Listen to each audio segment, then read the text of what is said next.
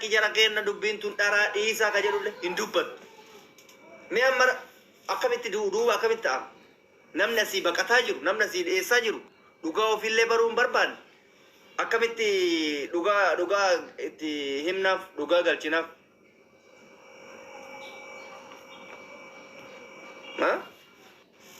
mee kan manaa'ima mee dhugaa isiin isinitti matten jiraam warruma amma hunda caalaa warran arrabsu ammaan ayyaamnen dhiisi ka isii rakkoon qabu isii dhamaastanii jirtanii dhamaatee waan dubbattu wallaaltee tiigale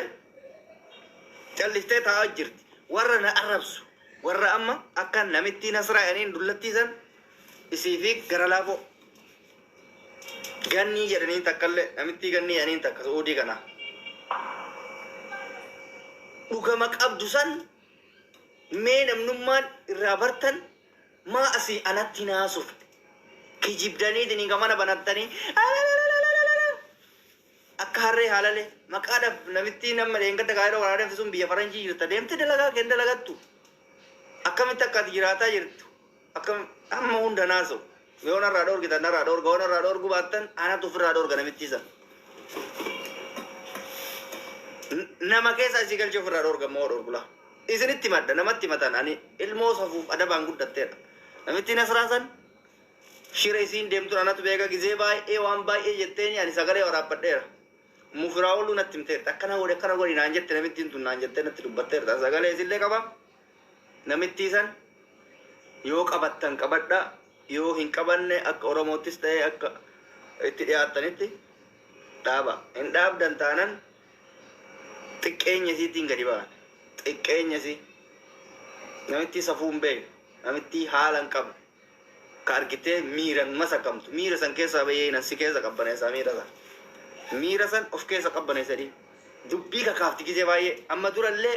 isitu mucattii nagaan taa'aa ture ibiddetti gosee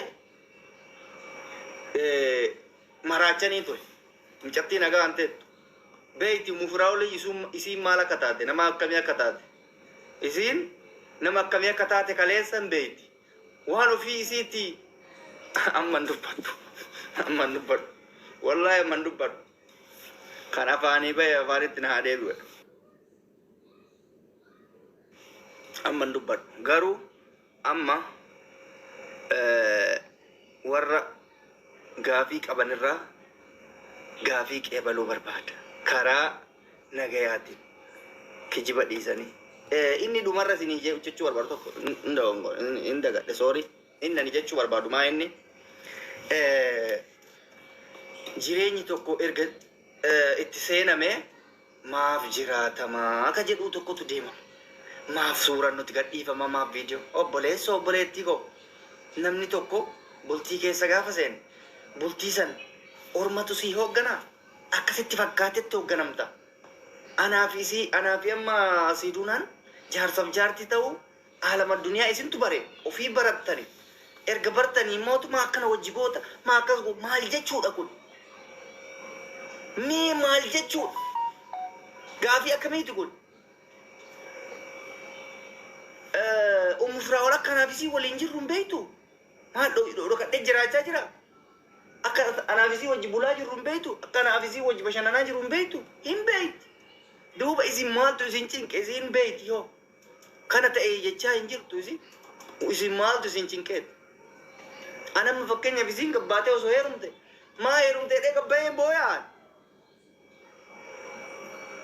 barnaa ajaa'ibdanii akkamitti isin heerumte jedheetiin inni mimmaan gadi harcaasamoo akkam bar dhugama isin boottaniif wallaaleyan wallahi wabillahi በጣም እኮ ነው የምትገርሙኝ ባየ tokko na dhibaa jiran gaafi qofa barbaadamma nagorsuu maal isin irraa barbaadu rakkoon ta'ame kana atti rakkoo kanarraa quba qabda jettanii nama nagaafatu qofa barbaada nama tokkoon isin galcha jecha lama sadi qofa naa deebistanii nagaafattanii ani isinii deebisa mee yoo dhugaa jiruu bartan abbaan haqaa dheessee jira warri isinii amma maqaa kaase kun dheessee jira miila ofii baafate maaliif tilmaama jilmaa haasa'a ture ka waa irraa quban qabu yoo amma dabira dhufee hangaafii wayii gaafadhe waan naa deebisu waan hin qabneef lukoo fi shanirra galchee narraa deessee jira warra nama maqaa naa fidaa deessin kadhe kun maa deessi wanta irraa quba qaban takkatu hin jirre kanaaf deessa waa takka gochuu fi warra hin dandeenye kanaaf deessa.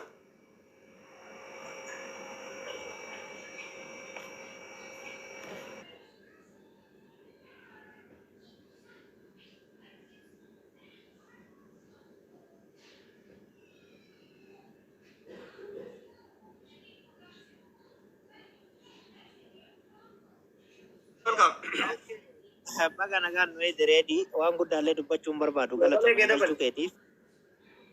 sagaleen keenya jiru waan guddaallee dubbachuun barbaadu nagalchuu keetiif galatoomii dhugaa dubbachuu fi waan baay'ee nama dhibu waan baay'ee nama jibbisiisu waan akka oromootitti illee nama jibbisiisu fakkeenyaaf waan tokko dubbiin haftee fi miti fakkeenya tokko yoo namni tokko waluu haa jaalatu waliinuu haa jiraatu jaalatu waliinuu jiraadhaa mufiraa ol tana waliin suuraa hin ka'inii jedhanii jireenya namaa baasuun booyuun dhoorgadha. Tokkoffaa irratti yoo maatii ummu firaa olii waliin jiraatte tana suuraa waliin hin ka'in wanni jedhu hin jiru. Bultii keessattis hin dhageenye waan hin dhagahin. Ammoo namni ammoo ajandaa yoo nurraa qabbanaayaa dhugaa jirru hin barru akkanuma moggaa deemne reediif siiduuna arrabsaa jiraanna yoo jettani. Wen rakkoon qabu kun jiraadhaaf ooluu itti guddifadha. Amjooyin itti ta'a. Fataa itti jira dhugaa dubbachuu fi yeroo tokko ani wanni na dhibu ani yeroo hedduu yoon dhugaa dubbadhu namni natti haaraa natti gubataa farsaan kun nama badaadhaa minaamin jiran. Amma reefi tanaan dubbannaan akka jiruun keessan na bilbileessi ajjeesuu qabnaa du'uu qabdaa minaamin warri jettan rakkoon qabu du'uun inni ajjeefamuu wanni akkasii rakkoo hin qabu sun dhugaa dubbachuuf jecha namoota gurguddaa ani waan akkanaatu hin dubbatan jedhin fa'aatu na gaafate dhugaa dubbachuu du'uu qabdaa. Dhugaa baruu birrii malee. Siigalee kanaa jennaan ammootu dhugaa dubbachuuf namni tokko jireenya eega bultii itti seenee wanni duraanuu yookaan ammoo bultii takka namni yeroo seenu gammachuuf itti gammaduuf itti jiraachuuf ittiin sammuun isaa ittiin bashannanuufi malee mana keessatti hidhamee ammoo akka ammootu uummanni keenya dhugaa dubbachuuf narrallee laalinaa uummanni si koomandoo itti deemu jiru kunitti waan nusi hin jenne dalagii waan nusi hin jenne nyaadhuu jettan akkas jiraatan amma reediidhaan akka jechuudha. Akka nusi hin jenne rafi gizee nusi hin jenne sa'aatii nusi qabnetti ka'idha. Inde maal jechuun ummu furaa ol bichaa waliin fotoon haa ka'amu siiduunaa waliin fotoon hin ka'amu jechuudha. Kuni waan afarso gara laafoo achi teettee na dhageeffataarta achi teettee na dhageeffatanii koota sitti gaafii na gaafadhu. Maana dhageeffatu na gaafadhu gaafii qabu. Yoo ajandaa kana hin barbaanne yoo girgirrii akkanumaan na jalaa qabbanaa jettee sodaa hin qabaanne koottu reedii akkana naan jedhame akkami. Akkas akkana ta'amaaraan nu akkana nutti fakkaate akkam gaafii akkatti nama gaafatan malee haqa baruu osoo hin barbaanne teettanii waa'ee namaa akkamitti haasoftan haqa baruu isinuu haqa baruu barbaaddanii akkamitti waa'ee nama tokko haasoftan ayyee amma ila gara laafoon na dhageeffataa raasii maana dhageeffata dhufee nan gaafattu waan akkatti haasawsan na gaafatu dhaqabaa bar innaa inni sirriidha si gaafatu ilama qeerroo kana galchu tokkoffaa irratti qoy ila nama qeerroo lakkoofsa tokko barreeffatu kana nama naa galchu qoy gara ila qeerroon kun amma wallahi nama guddaadha garuu jechi inni reefita mana sabboonaa keessatti dubbatu waan isallee madaalle waan isallee fakkaanneedha. Namni tokko waan tokko itti siiqee bare ila kasuudii kana jiru ka horii ilmu tokko ela jala kana la koso ko barreessa garuu wanni reefita mana sabboonaa itti fakkaate tarsa'uu malee namni wanni inni waan isan fakkaanne waan ammoo sillee madaalle dubbatte qeerroo dhugaa dubbachuuf odomaaree diiniyyuu itti gara laafummaa amma akka isin dubbatartan kanatti akka uummanni arrabsaa jiru kanatti reedii garaa itti laaffisaa jirtammoo ummu furaa olii yaaddan dhugaa dubbachuun yeroo Ankana ajaa'ibaa nyaanne reediis gara laaffisuu miti kun akkana jechuun ammootu itti jabaadhuu sirrii jirtaa ajandaan akka mucaa wayii dheengadammaa Itoophiyaa irraa fooloo isiniin guddifataa irra jedhee suuraa siiduunaatii fi kareedii gadhiise sanii dhugaa dubbachuuf fooloo nullee amjooyin itti godhaa jirra garuu ammoo bakka takka dhugaa dubbadha haqa dubbadha anamma ummu furaa olii fi reedii yoo wajji jiraatanis darsana jedha yoo gara baanis reedii ta'ee jiraachuu hin danda'u reedii nana ta'ee jiraachuu hin danda'u maaliif waan isa baasun ilmoo daa'imaa miti nama guddaadha nama areeda qabu nama yaaduu danda'u nama waan isa baasu beeku isin ammootu waanuma takka osoo keessan beekin osoo waan takka keessan hubatin zim sigale wallahi nama ajaa'ibdan dhugaa yoo dubbanne namni yoo jireenya ummanni Oromoo guutumatu waan jireenya amma siiduunaa fi reedii jiraattu waan guddaa Kanaafuu waan jedhaniiti dhugaa dubbachuu. Akkasii ani miyuutti qabadhaa nama ol galchi dhiifama galatu.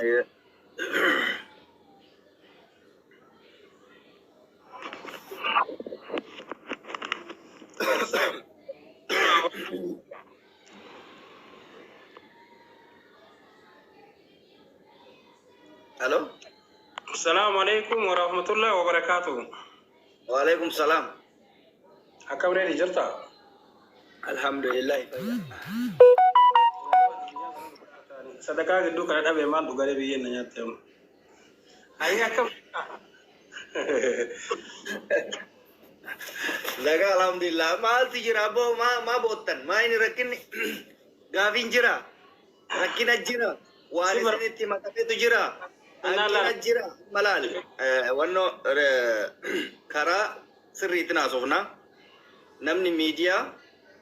waa lama barbaada takka haqa barbaada takka girri barbaada haqa yoo qabaatte haqa akkanaatu na bira ga'e waan akkanaatu gaafii nu ta'e akkana lakka kan qabnu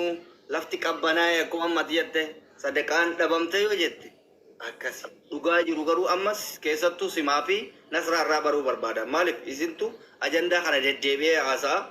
siigalee osoo danda'amee haati dhimmaa ka irraa dubbattan sun as dhuftee immoo natti tola maaltu akka itti dabe maaliif akka girrigirriin kun uumame anatu waa isii godhe moo anatu waa isitti hir'ise moo anatu isiidha waa gochuu dide moo anatu isii jiraachisaa hin jirre moo ka jedhu silaa isiin jiraatte gaariidha ammaaf ati gaafii qabdu himannaa yoo jiraatte takka takkaan dhugaa jiru gamaa gamana dabsuun isne nagaafadhu sii deebisa allaqe dhugaa jiru haa baru ummanni sana booda dhugaa jiru baree abbaan fedhe yoo nu arrabse abbaan fedhe yoo isa idoon kee arraban beeyta warra miidiyaatii irra turree muuxannoo dhugaa jirra irraan kaadhu. Ayyee reedii keenya galatoomi ani dhiifama irraa ta'e mana kee dhufee si fakkaachuu mana keetii yoo ba'e immoo nama biroo fakkaachuu amala akkasii hin qabullee godhachuullee hin fedhu daarektii waan si duuba haasa'us waan sirratti haasa'us siin jedhee si biraa deema noormaali akka nama tokkootitti disipiliinii duraanii akkasumallee akka tokko dhiira keessaa bareedina rabbi sii kennee fi harakaata minaamina kanaa fi gandummaa wajjinuu akka nama tokkootti si jaaladha garuu komii sirraa qaba okay waa'ee fuudha keetii irratti amma gaafii dura odoo gaafii na gaafatte hoo wanda uumamerraa komiin osoo hin ta'in komiin bar nama jaalattuun komattaa waan gooto'aan adda addaa hin jettaan san dura waa'ee haqaarraa osoo dubbanne amma wanti miidiyaa irra deemamaa rokkomaatti argitu kan akka waan ani umufiraa oliin cabsee akka waan umufiraa oliin ani gargaaruu dhiisee akka waan umufiraa oliin ilmooti yetaa namni biraa naa jiraachisaa jiru akka waan isii ta'a namni biraa jiraachisaa jiru akka nama kiraa irraa kafalaa jiru akka nama agartee biyya kanatti yookaan doorsisa wayii qabduu fakkeessanii dubbatan isa kanarraa ijoon sila maaliif komii itti deebita namni ol komannaa yoo naa ta'een fudhaa yoo naa taaneen dhiisa waa'ee komiitii miti anamma si komatu hin danda'a gara laafa duraa itteetti akkana jettee si komadhee jira na dhiisi bilis minaamin jechuu hin danda'a isaa miti haqa waa'ee haqaa biraa zo'aa jira namni baay'ee nama warri miidiyaa koomantii irratti nama arrabsu haqa kanatu galuu fi didu inni kun waan ani dabsise inni kun waan isii wannoo jettise argite waa'ee haqaatti irraa dubbanne irra dursa dhugaa jiru bar dubbatudha gara laafa waan wayii irra dhaabattee gaafa nama tokko irra gaafa dhaabattee dubbattu hayni wayyoo hin jiraanne lafa duwwatti komiidhaaf jettee amata tokko guutuu namni ji'aan torbeen guyyaa 15 darbee naasa gaafii maa akkana goote isiin akkana jette ka jedhu barbaadaan. Ayyee bar waan itti nagaafattu hunda kallattii maansii deebisaa komii kee dura gaafii deebisi kanaan jetteef kis okee wanni gisin gaafatanii fi waan silaa si gaafadhuu fi waan silaa dhiisus si duratti waan fiteef sababni fakkeenyaaf nama dhiibirran ture amma illee dhiibimarran tura moobaayilii birootinii reefuu dhimma kanarratti gaafa ijoolleen isii qarqaaruu deeman qarqaarsi kun bor akkuma mana komatte kana akkuma mana gaafa namni biroo akkanan gaafanneef dhugaa kee guutus baasuu baadhuu hanga tokko baasee jira fakkeenyaaf waa'ee manatti cuucamuu keessatti waa'ee wadhabbii keessan akkaataati anamichitti hunda haasoo hin barbaadu mikiraatu namni keenya kun waan waraaba sii galaate akkanumatti yeroo ati sii duunaa fuudhuu hin jiru warra iccitii wayiitu hin jiru ila amma alaala reedi dhagaye haadha mana keetiti ana caalaa kabajetti qabuu qabda. Ani immoo kabajaadha keetii. Kabaja war ana isini malee war kabaja irraa buusan ammas ilaa ammaa kana adda baane malee respect godhaa odoo respect godhuu ni baadhe karaa adda addaa isin ilmoo ijallee hin jiraachisuu baran akka nama kamiitu deem kaayiroo gaafadhu warri kaayiroo akkamitti akka jiraataa jiru wal dhiifnaan wal dhiisanii wal quban qaban ani garuu akkasii miti. Dhageeffadhu bareeda. Tammasi yeroo ati una fuudhu deemtu okay jechesi waa'ee arsoobatiin wal qabatee waa'ee yeroo namni wal qabatee siin jettan masatti yoo ta'e xiqqisuu isiin bareedullee hin tolullee. Ani ijoolleen as keessa naa himu. Omme furaawwan. Ani waan ati jette kun anaaf waa tokko naa galaan jiru. Okay, si galaan jiru? Okay, na dhageeffadhamu. Tokko farratti dubarraaf duuba deebi'ee egaa siin galle hawaasni guutuun haa galuufi. Wannan sitti aaree si arrabseef uummanni sun dhageeffadha. Ani ada baan bira guutuu barbaade takka biran kutu amma. Kutin abbo ani akabar ani baru wan maciti citi yettani haasoftan kanatu anaafu iciti ta'e maal inni wanti jiru hundi waan ifaadha. Waan ani si hime waan ani si hime rakkoodhan sitti aaree sirratti duuluuf ati haadha osoo haadha manaa qabdu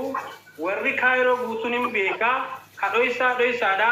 Mucayyoo harargee abdura jaalattee jaalalaa wajji turte monturre.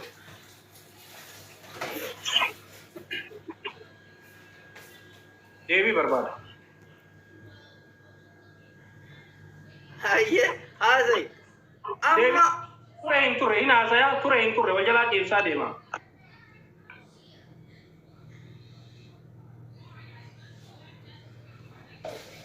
ciibsi deemi rakkoon qabu. Okay. Tokkoffaa mucayyoo isa wajji yeroo jaalala. Mokeetti gara laafoo. Okay, si bita rakkoon rakkoon qabu.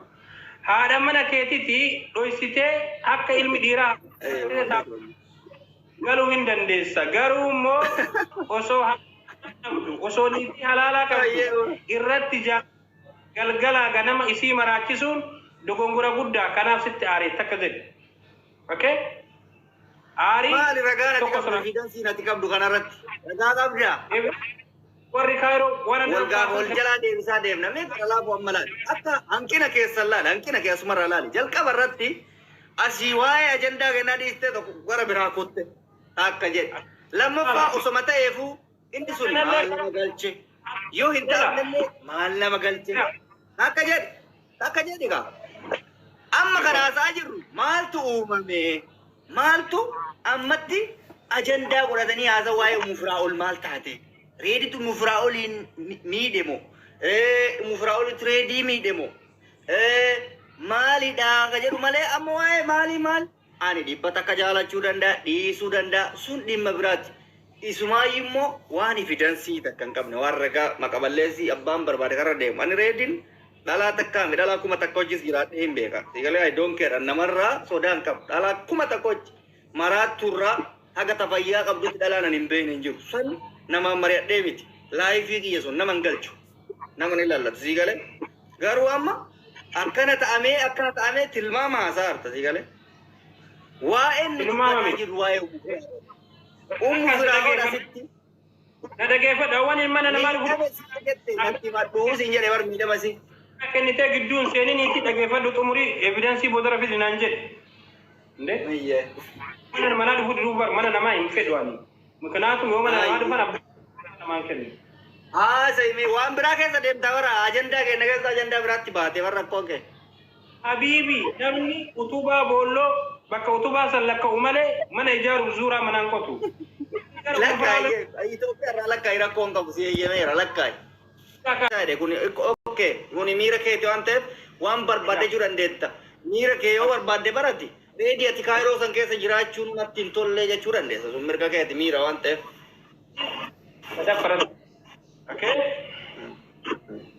Amma itu kan hunda abadde ganaa laali ganaa waan jabaa si gaafachuudha gaafii addaa hin deebisaa hin beeku malee hanga ammaa callisee jira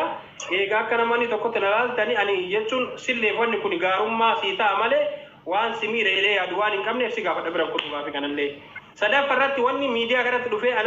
akka si arrabsuu fi akka gartee waan kee ka'ee haasaa si arrabseetu beeku bana garaajila xiqqoo dabala malee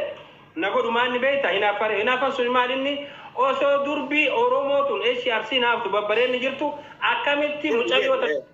hinaaffaa kiyya kun mucayyoo isaan hin malle kana kana aaree kun sadaffaa bira kooti gaafii keetti koottu waa'ee Ummi Firaa'ol karaa manaa irraa kafalaa nyaata si hin dandayaa